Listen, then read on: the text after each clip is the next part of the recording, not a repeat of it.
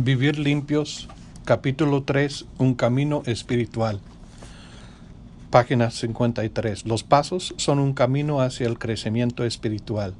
No hay una separación entre la parte espiritual y el resto de nuestro programa. Así como las facetas de un diamante no son algo distinto de la piedra, los aspectos espirituales del programa no son partes separadas, sino diferentes perspectivas del conjunto. Todo es espiritual.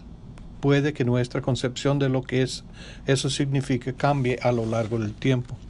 A veces entendemos los principios espirituales como algo independiente de las acciones que debemos emprender, pero en realidad están relacionados. Los principios espirituales nos proporcionan un lenguaje a través del cual desarrollamos nuestros valores y aprendemos a vivir. Dichos principios describen nuestras creencias, nuestros actos y las razones por las que actuamos. Nuestra relación con los principios que practicamos es creativa. Aprendemos día a día a usarlos de forma nueva, a combinarlos de otra manera para expresar mejor quiénes somos y para ayudar a quienes nos rodean. Si los comprendemos mejor, podemos obrar de una manera más acorde con lo que creemos. Al practicar los principios espirituales, descubrimos que no es esto lo que nos hace espirituales, sino el despertar a lo que ha estado dentro de nosotros toda la vida. La espiritualidad es nuestro estado natural. Sección titulada Despertar a la propia espiritualidad. No somos los únicos que tenemos un despertar espiritual, pero hay un despertar específico que experimentamos como resultado de trabajar los pasos, el despertar a nuestra propia espiritualidad. Somos sensibles al mundo que nos rodea desde hace poco. Vemos con mayor claridad y sentimos con mayor intensidad y no siempre es cómodo. Algunos creen que el despertar espiritual más importante tiene lugar cuando entramos por las puertas de Narcóticos Anónimos y que pasamos el resto de la recuperación tratando de comprender qué sucedió. Para otros, el despertar, como tantas cosas en recuperación, aparentemente ocurre en distintas etapas. La niebla, entre comillas, la niebla se disipó hasta el tal punto que me permitió ver cuánto me rodeaba, comentaba alguien. Cada vez que se disipa, veo mejor el horizonte y tengo la sensación de lo densa que es y cuánto me falta por ver. Con un poco de suerte, iré despertando cada vez más durante el resto de mi vida, comillas. Algunos despertamos a la espiritualidad con una sobrecogedora sensación de un poder más grande que nosotros. Otros compartimos la resurrección lenta y suave de una conciencia espiritual. Experimentemos o no alguna vez la percepción de un poder superior. Descubrir que los demás se preocupan por nosotros puede ser un despertar espiritual. Reconocemos por primera vez que importamos. Página 55.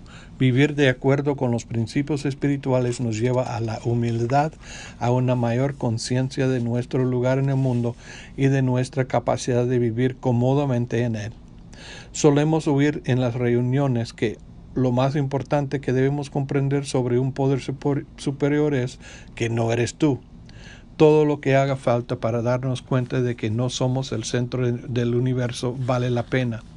Seguramente somos demasiado inteligentes para declararnos como ser supremo, pero nuestra enfermedad egocéntrica nos sigue diciendo que somos responsables de mucho más de lo que en todo caso podemos controlar. Cuanto intentamos vivir en armonía con nuestro mundo, nos volvemos más sensatos a la hora de elegir nuestras batallas.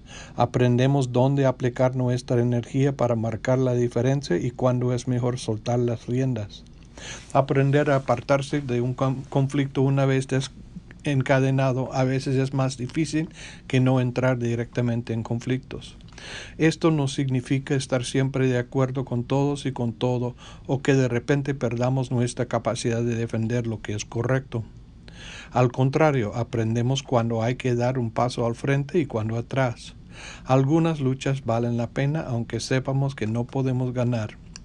al igual que otras no la valen aunque veamos una victoria segura.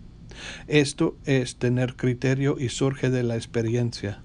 Aprendemos a reconocer la diferencia entre un principio que debemos defender y una opinión de la que simplemente no queremos desprendernos. Somos capaces de decidir por nosotros mismos cuándo defender una postura y cuándo rendirnos, y a medida que lo practicamos cada vez determinamos mejor qué es lo correcto para nosotros. Página 56. Aprender a aceptar las cosas que no podemos cambiar y actuar cuando es adecuado no solo forma una parte de recuperación de la adicción, sino también del proceso de crecer. Muchos somos como niños grandes que aún quieren que las cosas salgan a su manera sin tener en consideración nada más. Con frecuencia significa que pasamos por una dolorosa adolescencia en las reuniones, tengamos la edad que tengamos. La madurez nos llega cuando usamos los principios espirituales en lugar de los defectos para afrontar la realidad. Incorporar principios a nuestra vida nos permite comprender la diferencia entre lo correcto e incorrecto. Muchos de nuestros defectos más agobiantes se convierten en cualidades poderosas cuando nos desprendemos del miedo egocéntrico. Durante nuestra adicción activa muchas veces tuvimos un momento de claridad, cuando veíamos de verdad en qué nos habíamos convertido. Sin embargo, esa toma de conciencia en sí no produjo ningún cambio. Para que el cambio tenga lugar hace falta esfuerzo. Nuestra vida cambia porque tomamos medidas. Algunos decimos que aplicamos principios espirituales porque significa que actuamos de determinada manera. Otros preferimos decir que los practicamos porque sabemos que siempre podemos mejorar en ese terreno. Como quiera que lo digamos, lo que importa es la acción. Nuestra acción primordial es la rendición y volvemos a ella todos los días. Siempre hay posibilidades de soltar las riendas un poco más. Comprender que siempre tenemos la opción de rendirnos nos da gran libertad.